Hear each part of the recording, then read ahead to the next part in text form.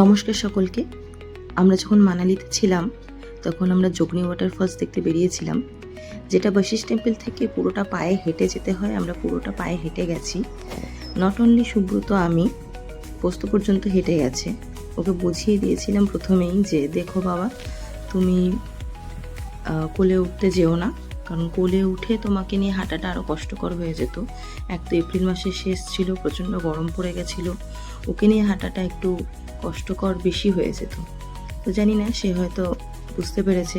একবারও সে কোলে উঠতে চায়নি, পুরোটা আমাদের সাথে হেঁটে গেছে, অনেকটা রাস্তা।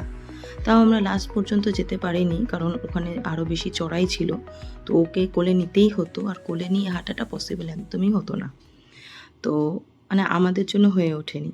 তো আমরা তার আগের যে স্টপটা ছিল, তো সেখানেই আমরা সময়টা কাটিয়েছি। আমরা মাঝে মাঝেই খুবই সামান্য সময়ের জন্য রেস্ট নিয়ে নিয়েই যাচ্ছিলাম, আর ওকে এমনিই বোঝাচ্ছিলাম যে দেখো বাবা, পাহাড়ি রাস্তায় এভাবে হাঁটতে হয়, এভাবে হেঁটে ট্রেক করে করে যেতে হবে আমরা যদি 2 দিন পর ট্রেক করতে যাই।